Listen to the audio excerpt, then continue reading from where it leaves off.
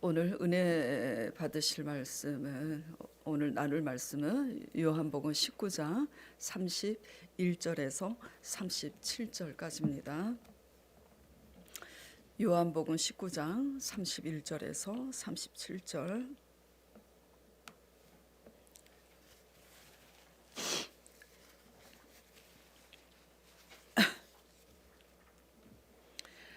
이 날은 준비일이라 유대인들은 그 안식일이 큰 날이므로 그 안식일에 시체들을 십자가에 두지 아니하려 하여 빌라도에게 그들의 다리를 꺾어 치워달라 하니, 군인들이 가서 예수와 함께 못 박힌 첫째 사람과 또 다른 사람의 다리를 꺾고 예수께 이르러서는 이미 죽으신 것을 보고 다리를 꺾지 아니하고, 그 중 한 군인이 창으로 옆구리를 찌르니 곧 피와 물이 나오더라. 이를 본 자가 증언하였으니 그 증언이 참이라. 그가 자기의 말하는 것이 참인 줄 알고 너희로 믿게 하려 함이니라. 이 일이 일어난 것은 그 뼈가 하나도 꺾이지 아니하리라 한 성경을 응하게 하려 함이라. 또 다른 성경에 그들이 그 찌른 자를 보리라 하였느니라. 아멘.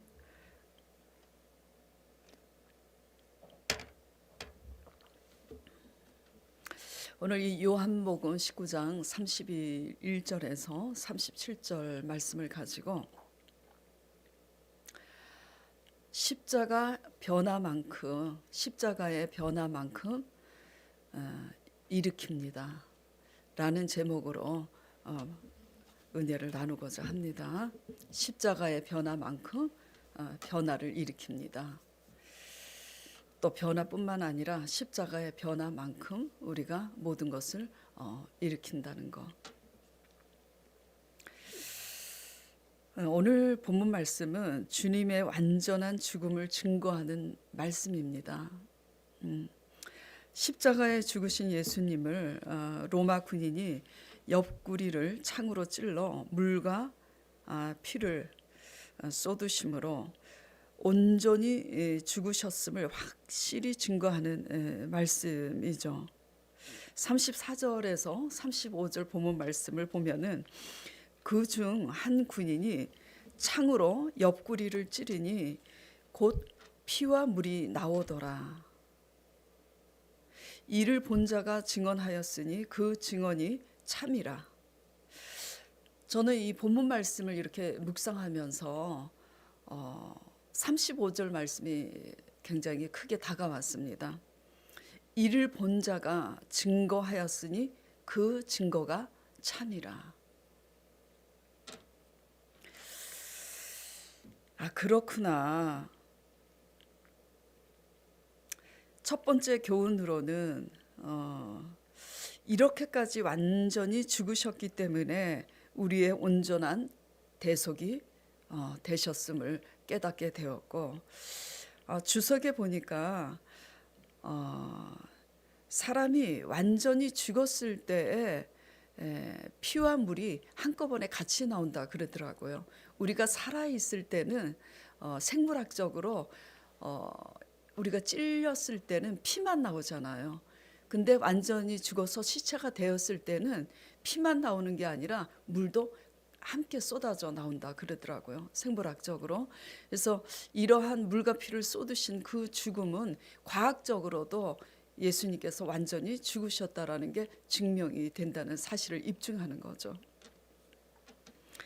그래서 이렇게 완전히 죽으신 이 장면에서 35절에 이를 본 자가 증거하였으니 그 증거가 참이라. 이 말씀이 크게 다가오면서 이렇게 완전히 죽으셨기 때문에 우리의 온전한 대속물이 되실 수 있었음을 깨닫고, 두 번째 교훈으로는 죄 없으신 분으로서 죄 많은 죄인들을 위해서 이같이 완전히 죽으신 분이시기 때문에 그때부터 지금까지 세계, 이 지구촌의 세계 베스트셀러가 아직도 1위가 성경입니다.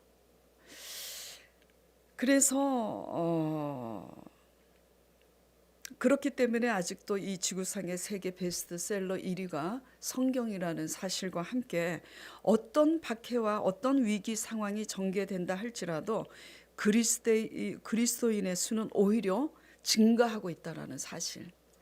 예, 이것이 예수 그리스도의 이 같은 죽음, 죄가 없으신 분인데도 불구하고 의인을 위해서 죽는 것이 아니라 의인은 없죠. 이 우리의 이 흉악한 죄인들을 담당하시기 위해서 죽으신 이 고귀한 온전히 자신을 내어주신 십자가의 그 희생, 그 죽음만큼 이렇게 영향력을 일으키시는구나, 이 사실을 깨닫게 됐어요. 그러면서 저한테도 도전이 되는 것은 이를 본 자가 증거하였으니 그 증거가 참이라. 성도들이 볼 때 설교를 잘한다는 얘기가 아니라 설교를 아무리 잘해도 우리 담임 목사님은 온전히 죽은 자야 라고 증거할 수 있는 참 증거가 따라올까, 두려움으로 이러한 도전을 받게 되는 거예요.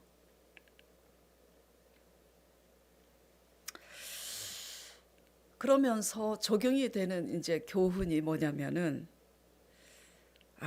십자가의 변화만큼 변화를 일으키게 된다는 사실을 깨닫게 되더라고요. 그래서 설교 제목을 십자가 변화만큼 일으킵니다, 이렇게 설교 제목을 정하게 됐어요. 십자가 변화의 온전한 크기만큼, 십자가 변화의 온전한 깊이만큼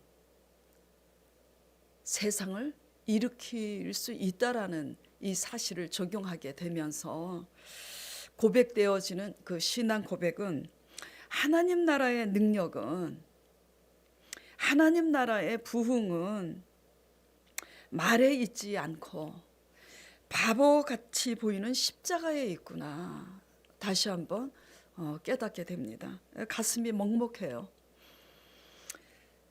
그래서 이러한 신앙 고백을 저도 다시 한번 같이 하게 되면서 사도 바울 선생님께서 고린도전서 4장 20절에 한 말씀이 생각이 나요. 하나님 나라는 말에 있지 아니하고 오직 능력에 있음이라, 사도 바울 선생님이 그렇게 고백했잖아요. 예. 그래서 우리가 이런 맥락에서 믿음으로 예수님의 십자가 고난주간을 통해서 십자가의 말씀을 묵상하게 되면 사도 바울 선생님과 똑같은 고백을 할 수밖에 없다라는 겁니다.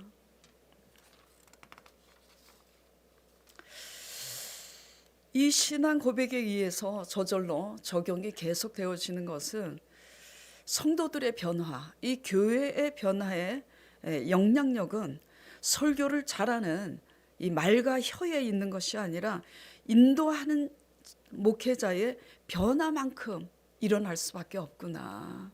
네. 그런 것을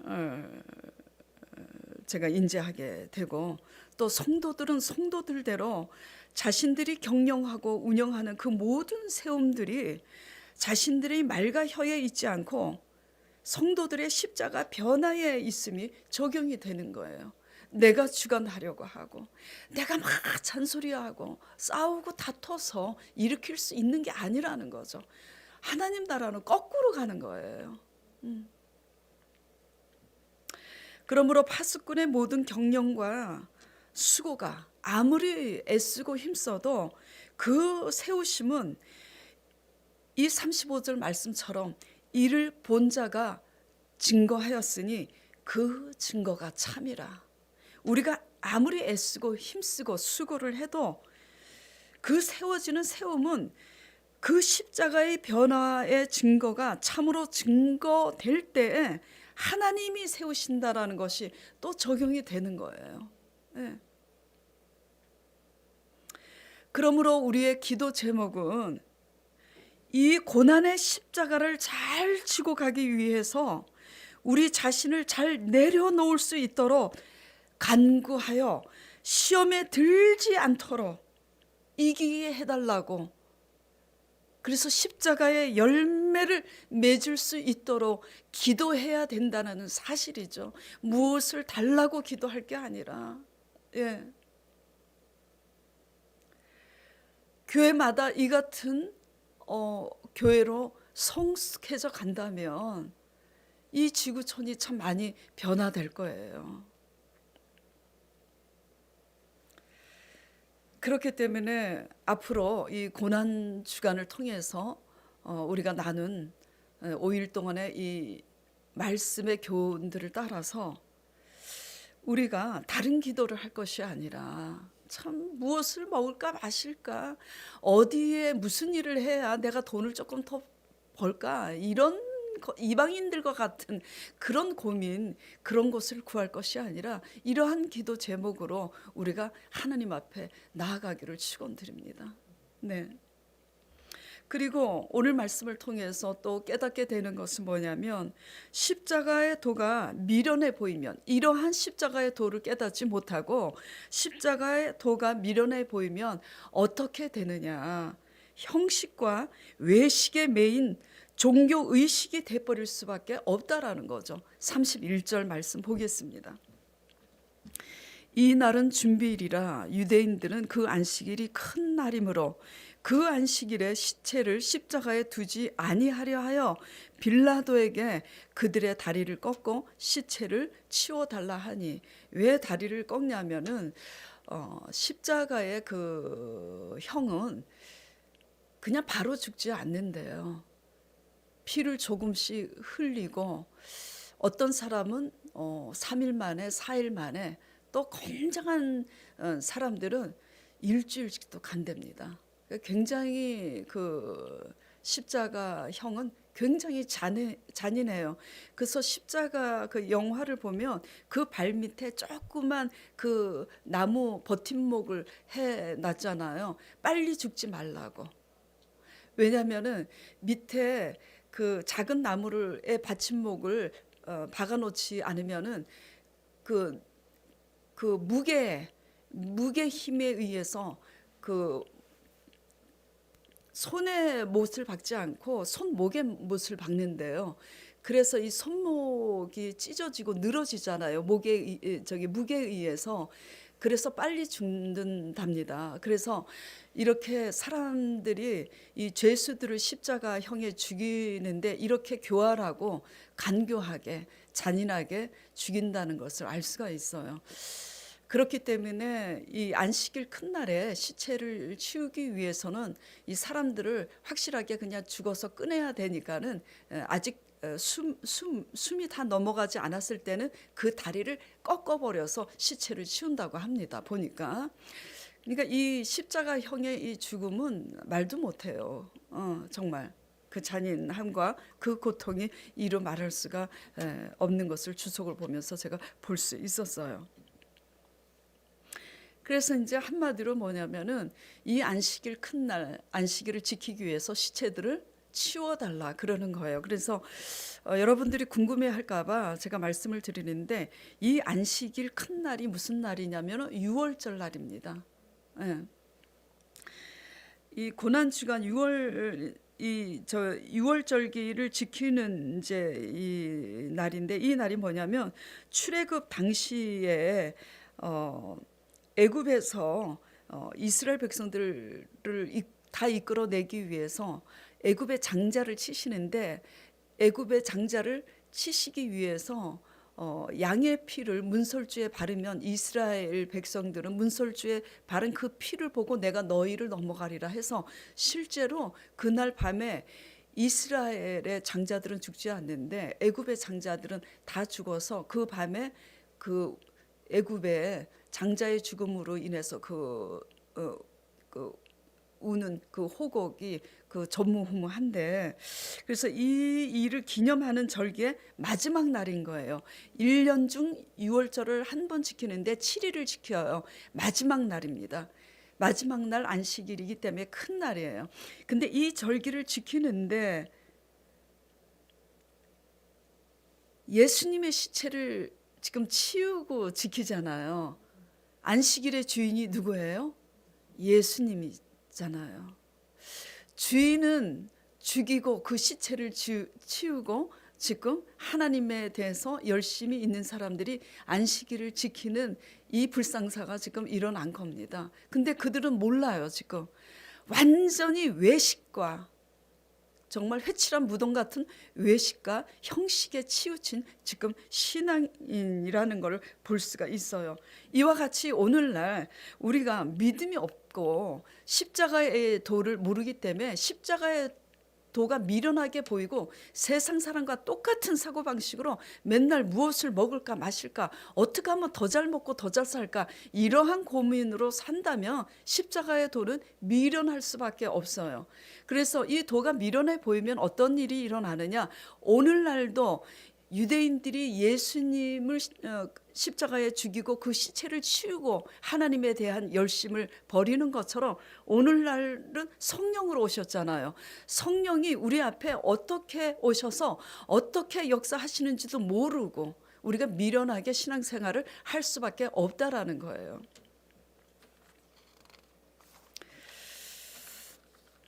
그 오신 성령은 어떤 걸까요? 성령이 오셨네, 성령이 오셨네. 막 방언으로 기도하면 우리가 성령의 역사인가요? 물론 방언도 성령의 역사지만 그거를 우리가 이해하고 알아들을 수 있어야 되잖아요. 성령의 역사는 이와 같습니다. 어저께 저희가 새벽에도 기도하지만 우리 기도팀들이 저녁 때 7시 반에서 이제 8시 반까지 1시간 동안 매일 모여서 연합 기도를 하잖아요. 우리 사모님이 이런 얘기를 합니다. 하준이가 너무 많이 먹어서, 하준아 너무 먹으니까 이렇게 배가 나왔잖아. 그래서 형이 너 뚱땡이라고 놀리잖아. 아프리카에 사는 아이들은 먹지 못해서 그렇게 많이 마르고 아파하는데 너 이렇게 너무 많이 먹어서 되겠니? 그랬더니 하준이가 고민하는 표정을 짓다가 근데 왜 하나님은 아프리카 아이들을 돕지 않아요? 라는 그 질문에 우리 사모님이 당황해서 답을 하지 못했답니다. 답을 하지 못하고 있으니까 다시 하준이가 왜 하나님은 돕지 않지?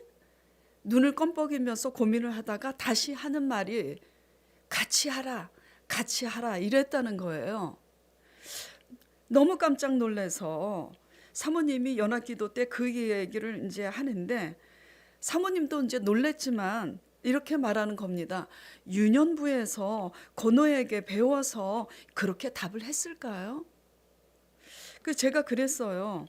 유치원에서 배웠다고 해서 많이 먹고 싶은 상황에 그 같은 엄마 말에 그렇게 적용할 수 있는가? 이것은 그 어린아이 입을 통해서 성령께서 하신 말씀이 아니겠느냐. 제가 그런 고백을 했어요. 무슨 말이냐 하면 우리가 날마다 성경 공부를 하고 있지만 성경 공부를 믿음으로 하지 못하면 그 성경에 예언하신 예수 그리스도가 그날 그때에 실제로 유대인들의 눈앞에 바로 섰는데도 알아보지 못하잖아요. 오늘날은 예수님이 육신으로 오셨냐고요? 아니잖아요. 성령으로 오셨잖아요. 그러니까 그 성령님께서 어떠한 상황으로 우리를 치시고 어떠한 상황으로 메시지를 말씀하고 계시는지 어린아이 입을 통해서도 말씀하고 계시는지 우리가 믿음이 없으면 알 수가 없다는 얘기죠. 그러나 믿음이 있어서 깨어 있으면 그걸 알 수가 있어요. 그렇다고 해서 제가 지금 깨어 있는 사람이다 그 말을 지금 하고 있는 게 아니에요. 믿음으로 깨어 있지 못하면은 알 수가 없다라는 겁니다. 방법이 없어요. 예. 그러면서 같이 하라, 같이 하라 이 말에 얼마나 제가 심장이 그냥 오그라들더라고요. 과연 내가 목회자로서 설교를 하는데 같이 하고 있는가? 같이 하고 있는가? 내가 얼마나 가난한 사람들하고 같이 하고 있는가? 너무 괴롭습니다, 진짜. 여러분들은 어때요? 같이 하고 있습니까? 아무튼 제가 드리고자 하는 말씀은 하나님께 집중하지 못하고 십자가에 집중하지 못하고 세상 사는 거에만 집중하면 그날 유대인들처럼 믿을 수밖에 없다라는 거죠. 그래서 제가 드리고 싶은 말씀은 고난주간 한 주 동안 십자가 교훈을 우리가 배우고 적용했으니까 한 해 동안 이 고난주간을 통해서 배운 교훈을 절대 잊지 마시고 놓치지 마시고 우리 고난의 십자가 잘 지고 가시기를 부탁드립니다. 예. 그리고 그 고난을 온전히 짊어지셨기 때문에 이렇게 흉악한 우리들을 있는 모습 그대로 기다려 주시고 받아주시고 지금 임마누엘 되셔서 고난과 환난 중에서도 그럼에도 불구하고 용서하시고 일으키신 주 예수 그리스도의 이름을 송축합니다. 감사드립니다. 기도하겠습니다.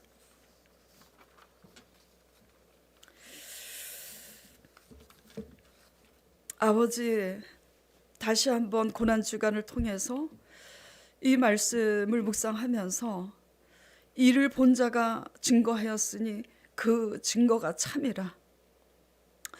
이 말씀이 너무 크게 다가왔습니다. 사건이 되었을 때, 결정적인 계기가 되었을 때 창으로 옆구리를 찔러서 속에서 피를 토하는 그 상처와 고통과 아픔의 사건들이 일어났을 때 과연 우리는 주위에서 보는 사람들이 저 사람은 진짜 하나님의 사람이구나, 정말 참으로 잘 죽는 사람이구나, 이런 증언을 받을 수 있는 사람인가 돌아보게 되었습니다. 정말 잘 죽는 만큼 변화를 일으키겠구나. 아버지, 사순절의 이 교훈을 따라서 다른 거 다 소용없습니다. 성경 공부를 많이 해서 많이 아는 것이 중요한 게 아니라 그 십자가의 도를 깨닫고 작지만 무슨 일을 크게 했다, 얼마큼 했다, 뭐 그런 결과가 중요한 게 아니라 오늘 내 앞에서 벌어진 작고 큰 사건 속에서 얼마나 우리가 십자가 변화를 이뤄내느냐, 그만큼 그 증거만큼 우리를 통해서 그 빛과 소금된 그 크기와 깊이만큼 변화가 일어나겠고 일으킬 수 있다라는 거, 그리고 세상을 이길 수 있는 이김도 여기에 있다라는 것을 아버지 깨달으며 우리가 잘못 살아온 그 모든 것을 주님 회개합니다. 용서하여 주시옵시고 고난의 십자가 잘 지고 갈 수 있도록 주님 성령님 주장하여 주시옵소서. 또 아버지, 이렇게 부족한데도 불구하고 항상 용서하여 주시고 또 일으키는 예수 그리스도의 그 십자가, 임마누엘 되신 아버지의 이름을 송축하옵나이다. 함께하여 주시옵소서. 예수 그리스도의 이름으로 기도드리옵나이다. 아멘. 하늘에 계신 우리 아버지, 이름이 거룩히 여김을 받으시고 나라에 임하옵시고 뜻이 하늘에서 이룬 것 같이 땅에서도 이루어지이다. 오늘날 우리에게 일용할 양식을 주옵시고 우리가 우리에게 죄 지은 자를 사하여 준 것 같이 우리 죄를 사하여 주옵시고 우리를 시험에 들지 말게 하옵시고 다만 악에서 구하옵소서. 대개 나라와 권세와 영광이 아버지께 영원히 있사옵나이다. 아멘.